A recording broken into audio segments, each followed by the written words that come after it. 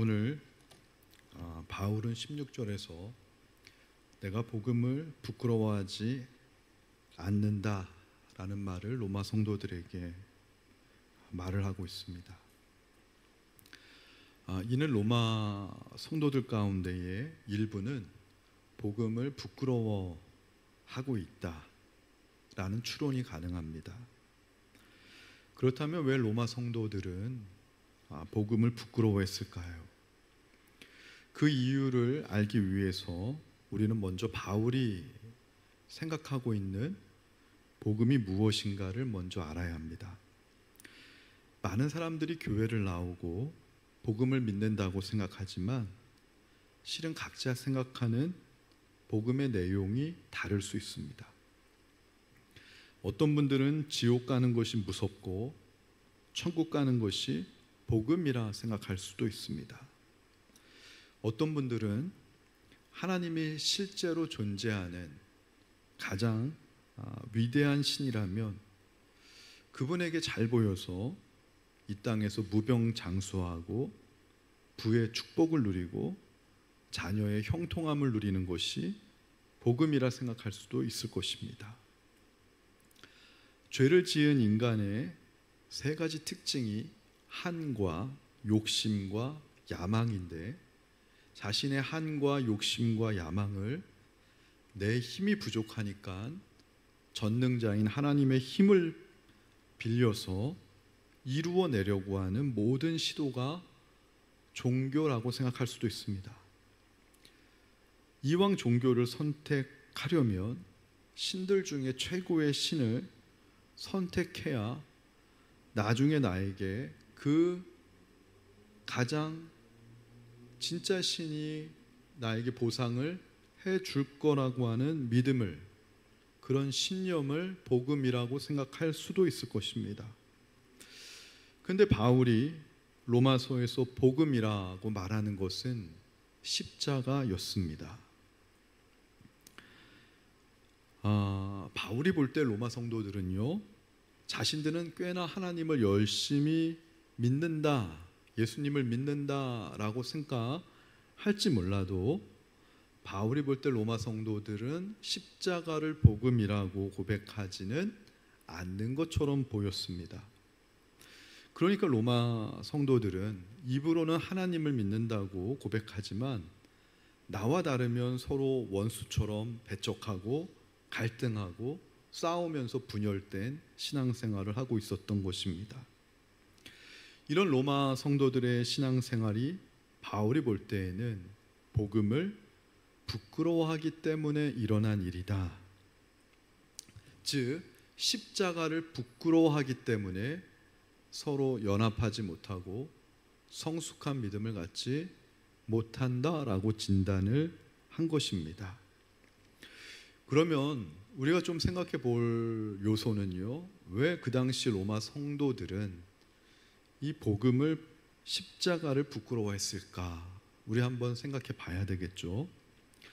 그 당시 세계의 중심지는 로마였습니다. 그 세계 중심지에 사는 성도들 가운데에 많은 성도들이 여러 사회적인 신학적인 이유로 해서 복음을 부끄러워하는 경향이 있었습니다.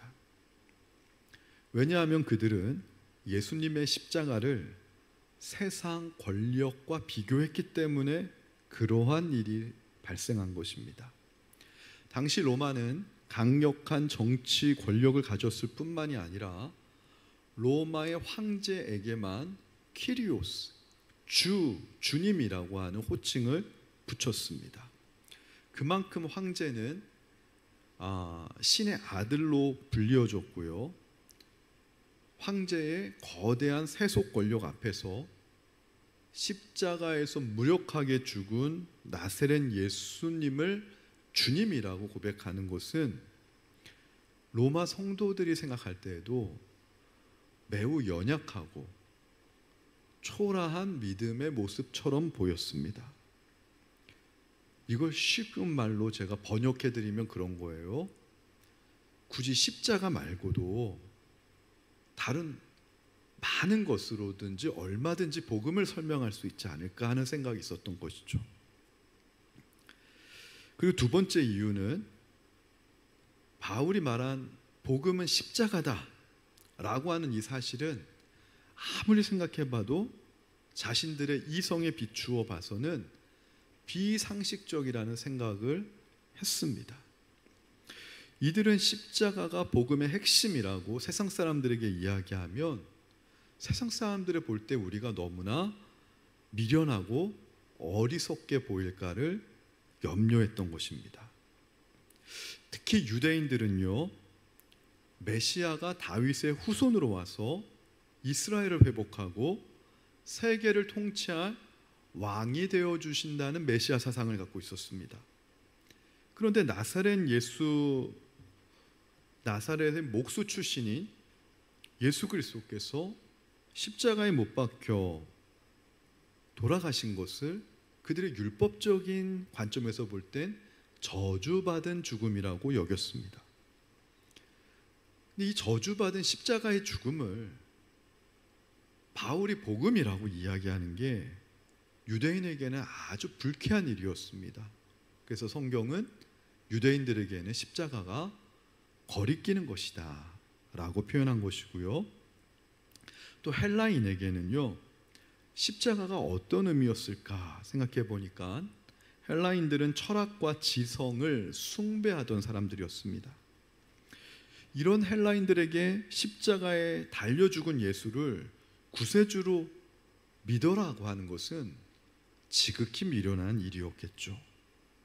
또한 철학과 이성적인 생각으로 무장한 헬라인에게 동정야로 예수가 동정녀 탄생을 했다던가, 십자가에서 죽은 예수가 3일 만에 부활했다든가 하는 건 도저히 믿을 수 없는 어리석은 신하에 불과했습니다.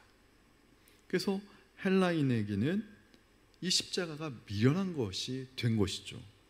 이것이 고린도전서 1장 23절에 나오는데요, 우리 방송실 고린도전서 1장 23절 있으면 한번 띄워주시기 바랍니다. 제가 읽어드릴게요. 우리는 십자가에 못 박힌 그리스도를 전하니 유대인에게는 거리끼는 것이요 이방인에게는 미련한 것이로되. 지금 이 고린도전서 1장 23절 말씀이 제가 지금 설명한 이런 배경의 말씀입니다. 그리고 당시 초대교회에서 기독교인이 된다는 것은요, 사회적인 조롱과 핍박을 감내해야 하는 일이었습니다. 특별히 로마 황제가 아닌 예수님을 주 키리오스라고 고백하는 것은 로마 당국과 기득권층의 엄청난 핍박과 미움을 감내해야 되는 일이었습니다. 심지어 바울의 제자였던 디모데조차도요, 한때는 복음을 부끄러워하는 모습을 보이기까지 했습니다. 디모데후서 1장 8절을 보면 이 사실이 나오는데 우리 한번 읽어보도록 하겠습니다. 디모데후서 1장 8절, 다 함께 읽겠습니다. 한 목소리로 시작. 그러므로 너는 내가 우리 주를 증언함과 또는 주를 위하여 갇힌 자 된 나를 부끄러워하지 말고 오직 하나님의 능력을 따라 복음과 함께 고난을 받으라. 이 말씀이 왜 나왔냐면 바울이 복음을 전하다가 감옥에 갇히게 됩니다. 근데 바울이 가장 사랑하고 아끼고 아들과 같이 생각하는 제자가 디모데인데요, 디모데만큼은 감옥에 방문 와줄 줄 알았어요. 근데 디모데가 당시 위축이 됩니다. 그렇게 믿었던 선생님인 사도 바울이 감옥에 들어간 게 디모데가 볼 땐 충격적인 거예요. 하나님이 살아계시면 어떻게 감옥에 갈 수 있지? 잘못하면 죽을 수도 있고요.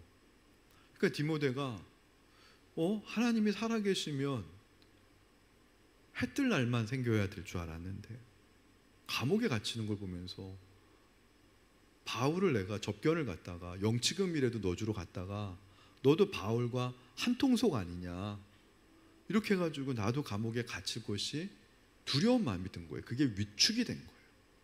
그래서 바울을 디모데가 방문을 하지 못해요.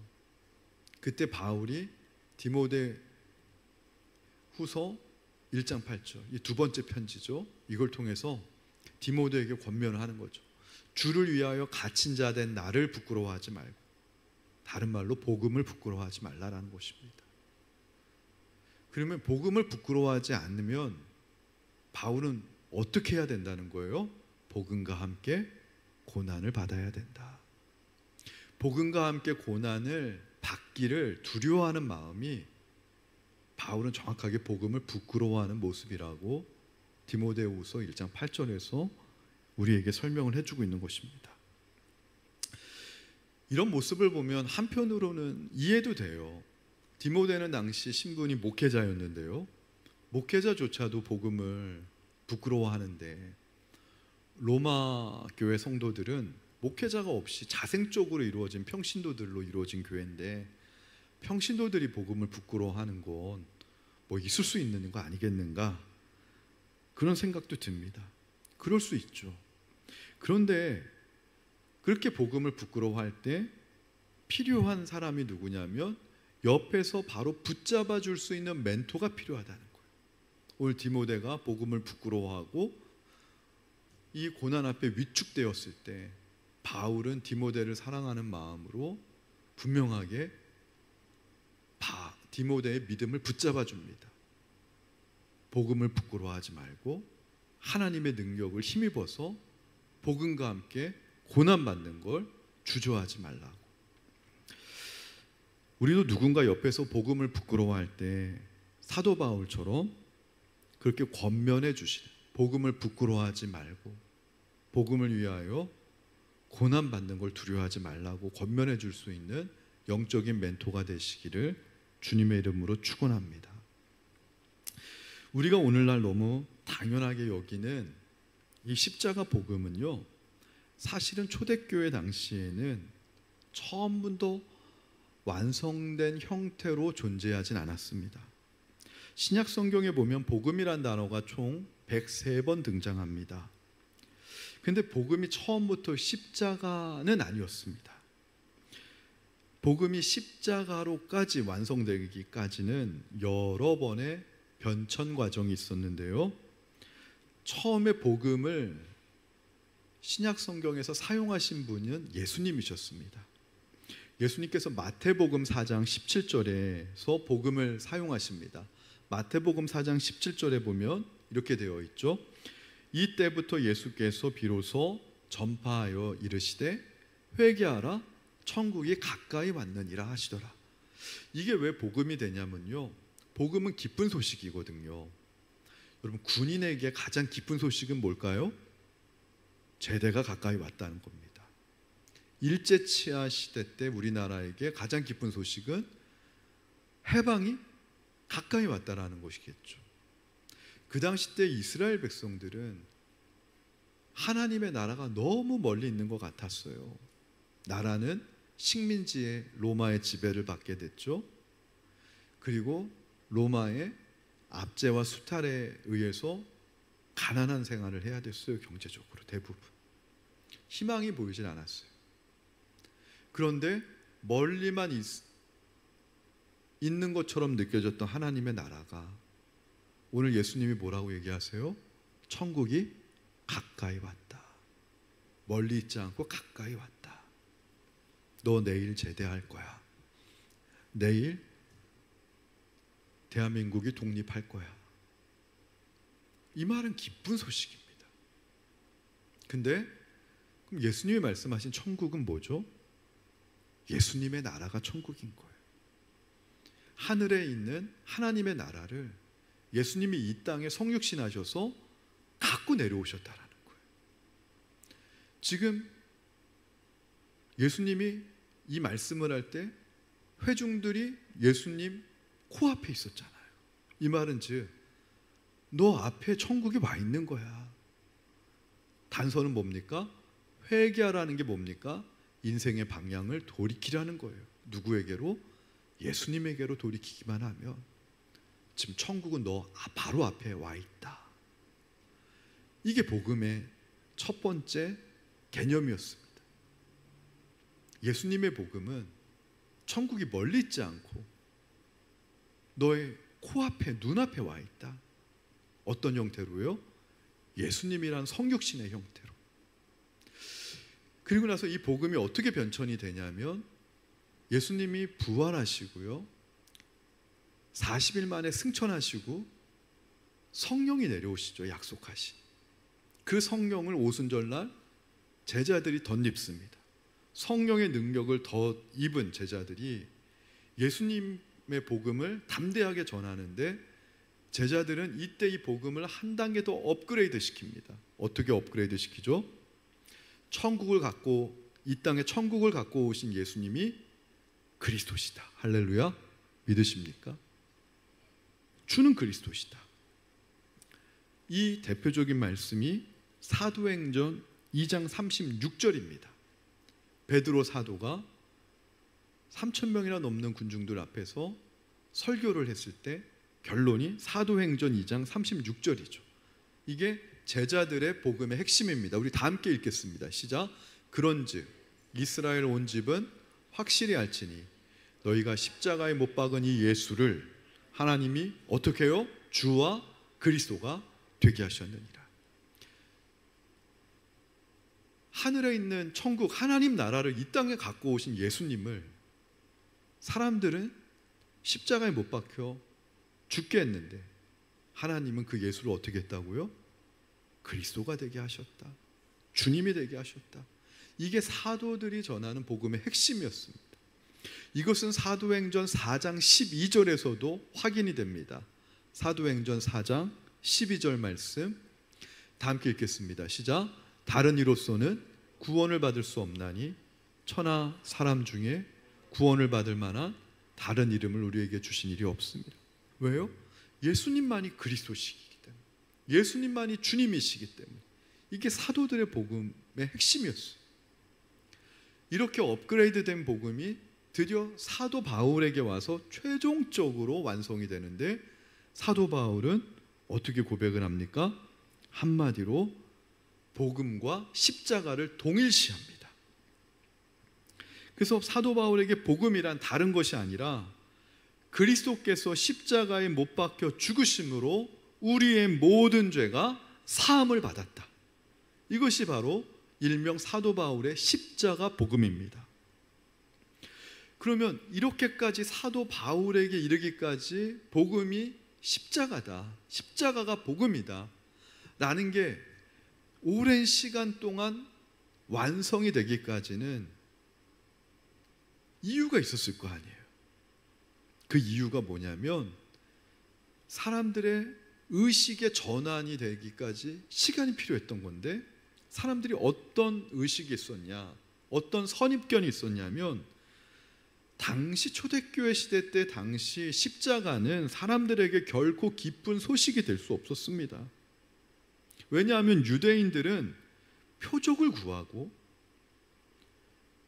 구하는 유대인들에게 십자가는 저주받은 죽음이에요.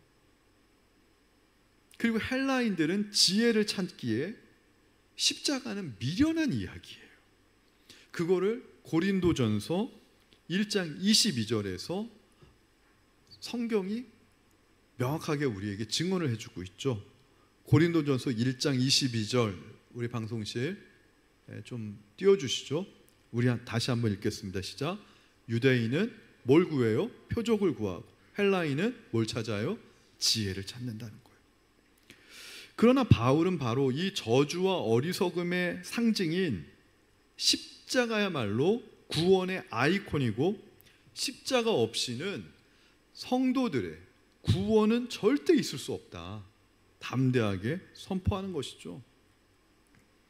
그래서 이 십자가 복음 안에는 모든 믿는 자를 구원하시는 하나님의 능력이 나타났다라고 고백하는 겁니다. 그래서 바울이 볼 때 우리가 이 십자가 복음을 믿을 때만이 죄에서 건짐을 받고 죄책감에서 해방되고 진노의 자녀로부터 의의 자녀로 우리의 신분이 변화되어질 수 있다라고 바울은 믿게 된 것이죠. 그래서 바울에게 있어서 십자가는 더 이상 부끄러운 사건이 아닙니다. 감추고 싶은 사건이 아닙니다. 오히려 담대히 전해야만 되는 가장 기쁜 소식이 된 거죠. 그런 바울의 고백이 고린도전서 2장 2절에 나와 있죠. 고린도전서 2장 2절 바울의 고백을 우리 한번 찾아서 우리 한번 다 함께 읽어보도록 하겠습니다. 내가 너희 중에서 예수 그리스도와 그가 십자가에 못 박히신 것 외에는 아무것도 알지 아니하기로 작정하였습니다. 바울은요, 십자가의 죽음, 십자가의 용서, 십자가의 사랑만이 우리에게 주어진 유일한 구원의 길이고 영원한 복음이라는 확신이 있었습니다. 자, 그렇다면 왜 십자가 복음이 구원을 주시는 하나님의 능력이 될까요? 이 말을 바울이 이제 로마서 1장 17절에서 우리에게 설명하고 있는 것입니다. 로마서 1장 17절에 보면 복음에는 하나님의 의가 나타나서 라고 나옵니다. 자, 복음에는 하나님의 의가 나타난다 라고 하는 말의 의미는 무엇일까요? 이 의라고 하는 것을요, 열심이라고 하는 단어랑 바꿔서 읽어보면 이 뜻이 명확해집니다. 한번 우리 열심이라는 단어로 바꿔서 한번 읽어볼게요. 시작. 복음에는 하나님의 열심이 나타나서 믿음으로 믿음에 이르게 하나니 기록된 바 오직 의인은 믿음으로 말미암아 살리람과 같다. 열심으로 바꾸니까 의미가 좀 더 명확하게 다가오지 않습니까? 여러분, 예수님께서 저와 여러분의 죄를 위해 십자가에 달려 돌아가신 것은요, 저와 여러분의 뜻이 아니에요. 오직 하나님의 열심이에요. 제가 10대 때는요, 주일학교 가가지고 선생님이 형씨가 예수님이 너의 죄를 위해서 십자가에 달려 돌아가셨어, 이런 얘기를 들었을 때 저는 너무 무서웠어요. 초등학교 때. 왜 예수님이 마음대로 나를 위해 돌아가셨지? 나는 그렇게 특별히 잘못한 것 같지도 않은데. 왜 그랬냐면 죄의 열매로만 생각했잖아요. 제가 어렸을 때 죄의 열매가 뭐예요? 거짓말하는 거, 미워하는 거, 다투는 거, 살인하는 거, 강도. 근데 성경이 말하는 죄는 열매가 아니라 뿌리를 얘기하는 거잖아요. 우리가 하나님을 떠나서, 그러니까 예수님은 살인하는 것만 죄가 아니라 분노하는 게 죄라는 거잖아요. 분노가 살인하는 것과 똑같아. 간음을 해야지만 죄가 아니라 마음의 음욕만 품어도 간음한 것과 똑같다. 왜 그러냐면 우리가 지금 법이 있고 사람들의 다 이렇게 눈이 바라보는 눈이 있으니까 죄를 안 짓는 거지. 죄를 지을 수 있는 여건과 조건문이 허락만 되면은요, 다 살인할 수 있고, 다 간음할 수 있고, 다 도적질할 수 있고, 다 그럴 수 있는 죄인이라는 거예요. 근데 저는 이제 어렸을 때는 죄가 열매로만 생각하니까 내 영혼의 뿌리가 선악과를 따먹고 이미 내 인생의 주인을 나라고 생각하는 것 자체가 죄인데, 그걸 어렸을 때 모르니까 왜 예수님은 내 허락도 없이 십자가에서 나를 위해 돌아가셨대? 그렇게 생각했던 것이죠. 근데 내가 그렇게 생각하든 말든 하나님은 예수님을 나를 위해서 십자가에 내어주셔서 우리에 대한 자기의 사랑을 확증하셨다라는 거, 지금 생각해 보니까 열심도 그런 열심이 없어요. 나를 향한 하나님의 열심이 나중에 시간이 지나가면 지나갈수록 이게 너무 충격적이고 어떻게 갚을 길이 없더라고요. 그리고 하나님의 열심 중에 가장 큰 열심이 오래 참음이세요. 제가 신학을 하면서도 늘 이렇게 반듯반듯하게만 이렇게 주의 종의 길을 걸어간 건 아니죠. 베드로가 사도가 된 이후에도 많은 실수를 했거든요. 성경에 보면 하나님 오래 참아주세요. 다윗을 봐도 그런 실수를 해도 하나님 오래 참아주세요. 오래 참고 기다려주시는데 그 오래 참음과 기다려주심을 통해 드디어 하나님의 사랑이 무엇인지를 알게 되고 하나님의 은혜가 무엇인지를 깨닫게 돼서 십자가만이 나의 죄를 용서하는 유일한 하나님의 은혜구나. 그거를 내가 깨닫게 된 것도 하나님의 의 때문이라는 거죠. 하나님의 열심 때문이라는 거죠. 그게 뭐에 나타나냐면 복음이라는 단어를 바울은 늘 십자가로 바꾸면 돼요. 십자가에는 하나님의 의, 하나님의 열심이 나타난다라는 거예요. 그 하나님의 열심 때문에 우리가 믿음으로 믿음에, 여기서 첫 번째 믿음은 믿어지는 믿음이에요. 하나님이 선물로 주시는. 그 두 번째 믿음은 반응하는 믿음이에요. 이제 그게 어떻게 나오냐면 창세기 15장 6절입니다. 창세기 15장 6절에 보면은요, 요 관계를 설명하는데 아브라함이 여호와를 믿으니 여호와께서 이를 그의 의로 여기시고, 이신 칭의에 대한 성경의 가장 최초의 기록된 본문이 창세기 15장 6절입니다. 굉장히 중요한 본문인데요, 창세기 15장 앞에는 뭐가 있습니까? 창세기 14장이 있습니다.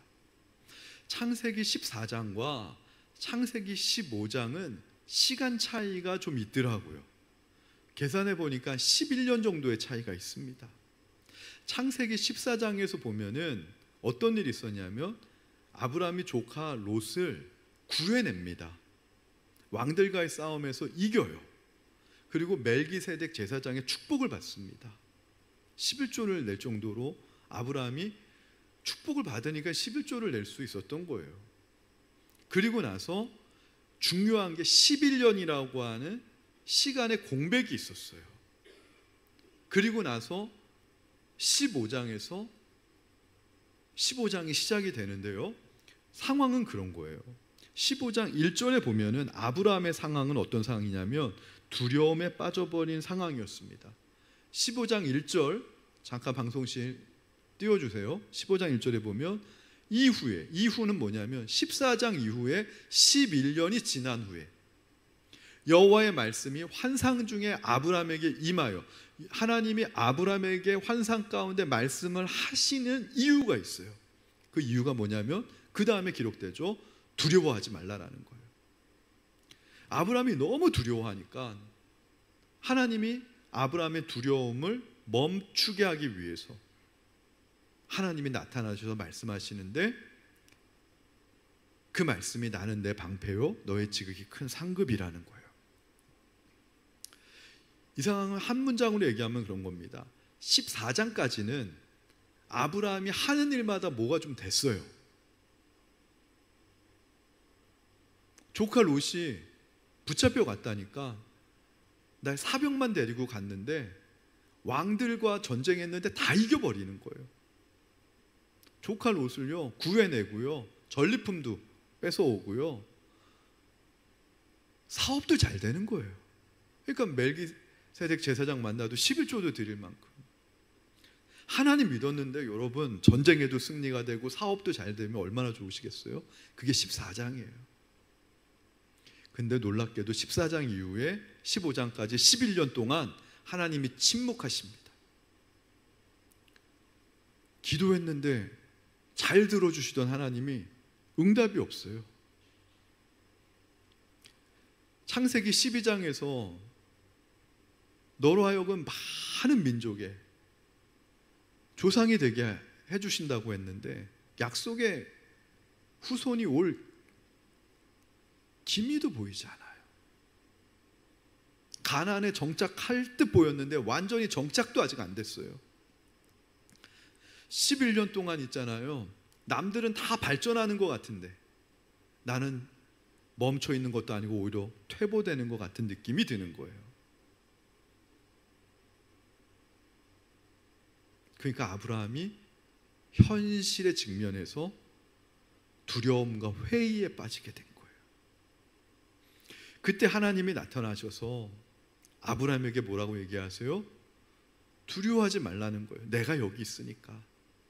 그러면서 우리 하나님 참 야속해요. 나는 내 방패요 너의 지극히 큰 상급이라. 이게 뭐예요? 말씀만 주셨다는 거예요. 아니 좀 이삭을 딱 주면 얼마나 좋아요. 공감이 안 되시나 봐요. 눈에 보이는 이삭을 딱 안겨주시면 얼마나 좋아요. 할렐루야. 왜 아멘 안 하시죠? 눈에 보이는 이삭을 딱 안겨주시면 얼마나 좋아요. 하나님 전지전능하신데 주실 건데, 어차피 주실 건데 이때 주시면 왜 안 돼요? 전 성경 볼 때마다 그래요. 이때 주시면 왜 안 되지? 이삭을 지금 딱 안겨주시면 되잖아요. 가나안 땅도 이때 확 주면 되잖아요. 이삭을 키울 재물들도. 근데 하나님 야속하게 안 주세요. 하나님 쉬운 분 아니에요. 뭐만 주세요? 보이지 않는, 눈에 만져지지도 않고 보이지도 않는 말씀만 주세요. 근데 아브라함은 이 상황 가운데 어떻게 됐어요? 바랄 수 없는 가운데 속에, 보이지도 않는 증거의 환경 속에서 이 하나님의 말씀을 믿으니, 그게 15장 6절이에요 15장 6절 다시 띄워주세요. 아브라함이 여호와를 믿으니, 이건 하나님의 약속, 하나님의 말씀을 믿었다는 거예요. 바랄 수 없는 상황 속에서도 믿었다는 거예요. 근데 놀라운 건 하나님의 평가가 뭐예요? 이를 아브라함의 의로 여겼다. 기독교는요, 아브라함의 행위, 율법의 행위를 의로 여기는 게 아니에요. 우리가 무슨 착한 일을 하고 선행을 베풀고 이런 의를 봉사하고 찬양하고 기도하고 말씀을 많이 읽고 이걸 의로 여기시는 게 아니에요. 아브라함이 여호와를 믿었다라는 건 뭐예요? 하나님이 아브라함에게 해주신 약속에 대한 아브라함의 반응이에요. 아브라함의 선택이에요. 그걸 믿음이라고 하는 거예요. 그 믿음을 의로 여겼다라는 건 그 의가 뭐예요? 구원의 의예요. 여러분, 왜 요 설명은 좀 해드릴게요. 하나님이 아브라함에게 왜 바로 이삭을 안겨주시지 않았을까요? 관계예요. 관계. 아브라함이 왜 여호와를 믿었을까요? 하나님이 말만 주셨는데 또 관계 때문에 믿은 거예요. 이게 복음의 핵심입니다. 관계 때문에 아브라함이, 하나님이 말씀하시면, 다른 신은 몰라도 하나님이 말씀하시면 내가 신뢰가 된다. 그건 믿어진다. 믿으려고 노력하는 게 아니라 그냥 믿어지는 거예요. 믿음은. 쉽게 얘기하면 그래요. 어떤 청년이 있는데 어떤 권사님이, 목사님, 이 청년 되게 성실하고 착한 청년입니다, 이렇게 얘기를 저에게 했다고 칩시다. 그러면 제가 이 청년을 다른 분에게 소개할 때 어떻게 소개할까요? 이 청년은 굉장히 착하고 성실한 청년이랍니다 라고 소개하겠죠. 제가. 왜요? 제가 겪어본 게 아니니까. 근데 제가 그렇게 소개를 했는데 이 청년을 한 3년 정도 제가 겪었어요. 3년 겪어보니까 정말 착하고 성실해요. 그럼 제가 그 다음부터는 이 청년을 다른 누군가에게 소개할 때 어떻게 소개할까요? 착하고 성실한 청년이랍니다 소개할까요? 아니면 이 청년은 착하고 성실한 청년입니다라고 소개할까요? 후자죠. 왜 그래요? 신뢰하는 관계가 생겼기 때문에. 아브라함이 창세기 15장까지 하나님을 겪어보니까 하나님은 신뢰할 만한 분인 거예요. 자, 그러면 하나님의, 이게 아브라함의 입장에서 설명이라면 하나님의 입장에서는요, 하나님은 왜 아브라함에게 바로 이삭을 안겨주시지 않았을까요? 여러분이 돈 많은 사람을 만났다고 칩시다. 그 돈 많은 사람을 만나는 이유가 돈 많은 사람 만나니까 돈이 너무 많아가지고 만날 때마다 여러분에게 막 비싼 음식 사주고 결제를 다 돈 많으니까 해주는 거예요, 그분이. 그리고 뭐 차가 좀 낡았다 그러니까 새 차도 막 바꿔주고, 그 정도로 돈이 많은 거예요, 그 사람이. 그러면은 뭘 의지하게 되죠? 점점점 관계에 갈 때마다 그 사람과 나 사이에 돈이 끼게 되는 거예요. 돈 많은 사람이 만약에 돈이 없어지게 되면 어떻게 되죠? 탕자의 비유를 보니까 탕자가 돈이 다 없어지니까 타국에 가서 탕자를 다 떠났다라는 거예요. 이게 이해가 되세요? 하나님이 하나님과 아브람 사이에 이삭이라고 하는 선물을 끼고 싶지 않았던 거예요. 진짜 관계가 되려면, 인격적인 관계가 되려면 돈 많은 사람과 나 사이에 돈이 중간에 끼면 안 돼요. 돈이 중간에 끼면 그건 인격적인 관계가 아닙니다. 하나님이 저와 여러분에게 원하시는 게 바로 그런 관계예요. 사랑의 관계예요. 영생의 관계예요. 아브라함에게 하나님과 아브라함 사이에 아무것도 끼지 않고 다이렉트로 관계 맺기 원하시는 거예요. 그래서 때가 될 때까지 이삭을 바로 주시지 않고 하나님이 약속을 주시는 거예요, 대신. 나는 너의 방패요 지극히 큰 상급이라. 근데 아브라함이 하나님 말씀만 주셨는데 믿었다라는 거예요. 믿었다라는 거예요. 이게 어떻게 가능한 일일까요? 아브라함이 대단한 사람인 게 아니라 아브라함이 하나님이 어떤 분인지를 알았던 거예요. 제가 아까 얘기했잖아요. 이 여자 청년은 착하고 성실한 청년입니다. 제가 노력해가지고 이 말을 한 게 아니잖아요. 3년 동안 겪어보니까 정말 착하고 정말 성실한 거예요. 다른 사람이 아니라 그래도 저는 확신을 갖고 이 여자 청년은 정말 착하고 성실합니다라고 얘기할 거예요. 왜요? 내가 이 여자 청년을 관계를 통해 알았으니까. 아브라함이 알았던 거예요. 믿음은 이런 거예요. 내가 노력하는 게 아니라 알아지는 거예요.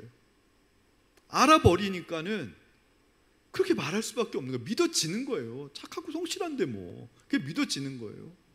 하나님은 신실하신 분인데 믿어지는 거예요. 근데 사도 바울이 볼 때 그렇게 사도 바울이 예수님이 복음이란 사실이 믿어진 게 뭐냐면 십자가였다라는 거예요. 여러분, 사실 복음을 예수님이 하나님의 아들이시다, 그리스도라는 것을 알리는데 다른 표적도 많잖아요. 우리 예수님은 사나운 풍랑을 멈추게 하시는 분이야. 이걸 알려도 돼요. 나인성에 죽은 과부의 아들을, 죽은 자를 살려내시는 분이야. 나사로도 살렸어. 이걸 알려도 돼요. 5,000명이나 되는 사람들의 가난의 문제, 먹거리 문제를 한 방에 해결하신 분이야. 이거를 알려도 돼요. 근데 그런 것들을 사도 바울은 알리지 않고 복음은 십자가야. 예수님이 그리스도라는 그 증거는 십자가야. 왜 바울은 그렇게 고백할 수밖에 없고, 그래서 나는 십자가 외에는 다른 아무것도 알지 않기로 작정했어. 그 이유는 뭐냐면 십자가 외에는요, 하나님과 예수님과 우리 사이에 다른 무엇인가가 자꾸 껴요. 내가 돈 달라고 기도했더니만 사업이 어려울 때마다 하나님이 돈을 입금해 주셨어. 누구를 통해서 돈을 주셨어. 그거 하나님이 하신 거 맞아요. 근데 사람인지라 하나님이 내가 사업이 어려울 때마다 돈을 안 주시면 그 다음에 섭섭해져요. 내가 건강이 안 좋을 때마다 기도했더니 하나님이 기적적으로 내 병을 낫게 해주셨어.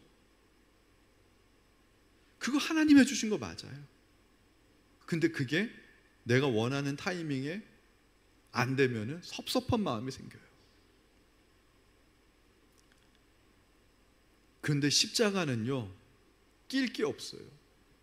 하나님과 우리 사이에 뭐 돈이나 건강이나 성공이나 축복이나 이런 것들, 하나님의 선물이 낄 게 없어요. 왜냐하면 그 선물 자체가 하나님 당신이셨으니까. 예수님 당신이셨으니까. 하나님이 우리에게 전부를 주신 거예요. 예수님을 내주셨다는 건 전부를 주셨다는 건데, 하나님은 어떤 분이세요? 천지를 창조하시고 전지전능하신 분이세요. 모든 게 다 하나님의 거예요. 하나님이 돈이 없으신 분 아니고요, 하나님이 건강이 없으신 분이 아니고요, 하나님이 자녀 축복을 못 해주시는 분도 아니고요, 하나님 모든 거 다 갖고 계신 분인데, 그거를 먼저 주지 않는 이유는, 아브라함에게 이삭을 먼저 주지 않는 이유도 마찬가지예요. 하나님과 먼저 아무것도 우리 사이에 돈이 끼지 않는 관계가 됐으면 좋겠어. 자녀 성공이 끼지 않는 관계가 됐으면 좋겠어. 왜요? 하나님에게 우린 전부니까. 우린 하나님에게 전부니까. 가장 소중한 관계니까. 어떤 이 관계도 변질시키는 어떤 것이 개입하지 않기를 원하시기 때문에, 그걸 보여주는 하나님의 진심이 뭐냐면 십자가라는 것이죠. 하나님이 가장 우리를 위해 약해지시는 자리, 하나님이 우리를 위해서 가장 무장해제해야 하시는 자리, 하나님이 우리를 위해서 그 하나님의 마음을 다 오픈하는 자리, 우리를 위해서 모욕을 당하시고 치욕을 당하시고 오래 참아주시고 인내해주시고 영원히 우리를 포기하지 않겠다라는 그 하나님의 마음을 완전히 오픈하는 그 자리가 십자가이기 때문에, 바울은 내가 이 십자가 복음을 부끄러워하지 아니한다. 너희도 이걸 부끄러워하지 않았으면 좋겠어.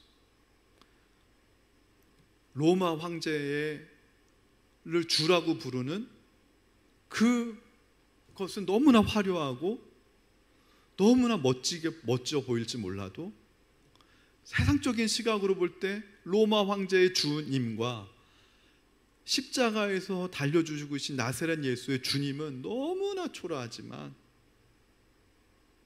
그러나 나는 이 예수 그리스도를 부끄러워하지 아니한다. 제가 이 말씀 준비하면서 한 가지 회개한 게 있었어요. 이 말씀을 저한테 적용해 보니까, 나는 믿음을 뭐라고 생각했을까? 저는 더 좋은 목사가 되기 위해서 믿음을 사용해야 된다 생각했던 것 같아요. 더 좋은 아버지가 되기 위해서 믿음을 사용해야 된다고 생각했던 것 같다는 생각이 많이 들었어요. 근데 이 십자가가 복음이구나 하는 것을 자꾸 묵상하면서 저한테 적용하니까, 내가 오죽하면 예수님이 십자가에 달려 돌아가셔야만 될 만큼 내가 그렇게 고장난 인생이고 내가 아무것도 할 수 없는 인생이구나. 그래서 제가 내린 결론은, 깨달은 건 내게 남은 게 믿음밖에 없더라. 남은 유일한 희망이 십자가밖에 없더라고요. 내가 근사한 인생에서 믿음을 하나 더 추가하는 게 아니라 십자가를 알게 되니까 내게 이제 남아있는 게 믿음밖에 남아있는 게 없는 인생이었구나 하는 걸 깨닫게 되더라고요. 믿음은 그런 것 같아요. 나를 좀 더 근사하게 업그레이드 시켜주는 게 믿음이 아니라 우리에게 유일하게 남은 희망이 믿음이라는 것이죠.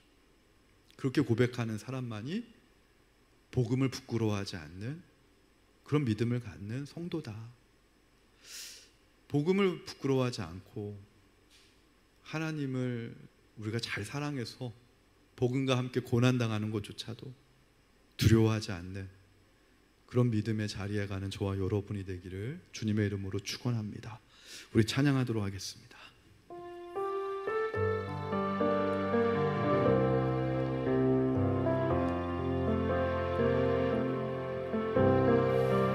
참 고마운 친구 나의 예수님. 나는 깨치기 쉬운 질그릇과 같으나 때론 낙심해도 포기치 않음은 예수의 생명이 내 안에 있기에 내 삶의 동행자, 내 삶의 동행자 나의 예수님. 나는 기대가 없는 어린 나귀 같으나 늘 쓰러져도 다시 일어남도 예수의 생명이 내 안에 있기에 나의 약함은 나의 자랑이요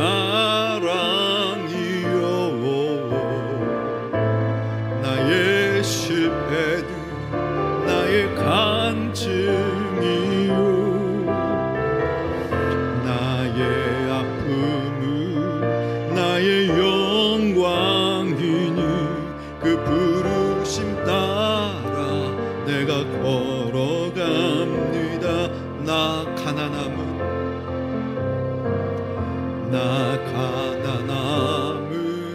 나의 상급이요 나 미련함은 나의 자랑이요 나 쓰러짐이 나의 고백이니 그 부르심 따라 내가 걸어가. 다시 한번 고백해 볼까요? 나의 약함은 나의 자랑이요 나의 실패는 나의 간증이요 나의 아픔은 나의 영광이니 그 부르심 따라 내가 걸어갑니다. 나 가난함은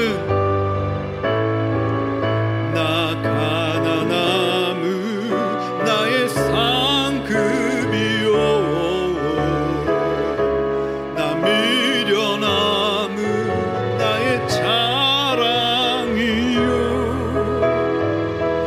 나 쓰러짐이 나의 고백이니 그 부르심 따라 내가 걸어갑니다. 이 시간 우리 잠깐 기도하길 원하는데요, 유대인들에게는 꺼리끼는 것이었습니다. 헬라인에게는 미련해 보이는 것이었습니다. 사도 바울은 그 누구보다도 똑똑하고 그 누구보다도 열심히 있는 완벽한 사람이었습니다. 근데 사도 바울이 열심으로 하나님을 믿을 때에 사도 바울은 예수 믿는 자들을 잡아 죽이고 핍박하는 하나님과 원수되는 자리에 갈 수밖에 없었음을 깨닫게 되었습니다. 우리가 예수님의 십자가가 아니면 우리 모두 다 근사한 사람이라고 생각하고 살 사람 아닙니까? 나는 아무 문제 없는데 이 세상이 문제다, 다 그렇게 생각하고 살 사람 아닙니까? 우리가 예수님의 십자가를 통해서 저도 이해가 안 돼요. 어떻게 나 같은 사람이, 나처럼 교만한 사람이, 나처럼 자신감 야망에 똘똘 뭉친 사람이 어떻게 내가 나를 죄인이라고 고백을 하고 내가 아무것도 할 수 없는 사람이라고 이렇게 고백이 될 수 있지? 아무리 봐도 예수의 십자가 외에는 설명이 안 됩니다. 이걸 통해서 하나님과 연합하게 하시고 하나님을 알게 하시고 하나님의 말씀이 믿어지는 이 믿음을 주신 이 십자가의 복음을 부끄러워하지 않고 살아가는 그러한 우리의 남은 인생이 되게 해달라고 이 시간 주님의 이름 한번 외치고 우리 잠깐 기도하길 원합니다. 주여 하나님 아버지 은혜를 감사합니다. 하나님 아버지, 모든 것이 은혜입니다. 나 같은 죄인 살리신 주 은혜 놀라와 모든 것이 은혜입니다.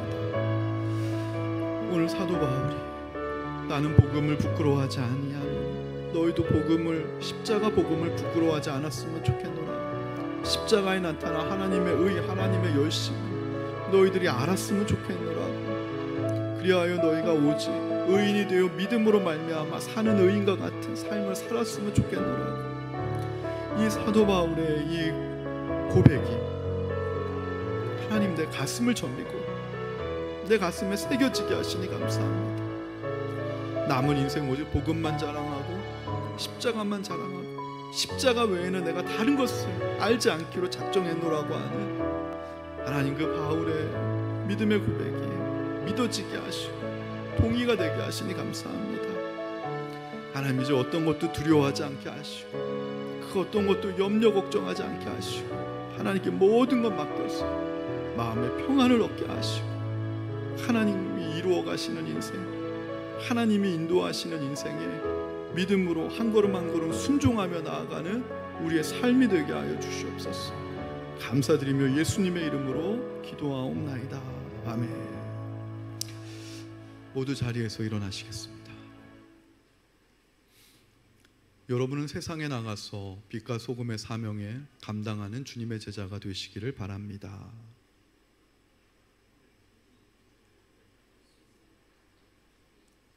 네, 축도하겠습니다.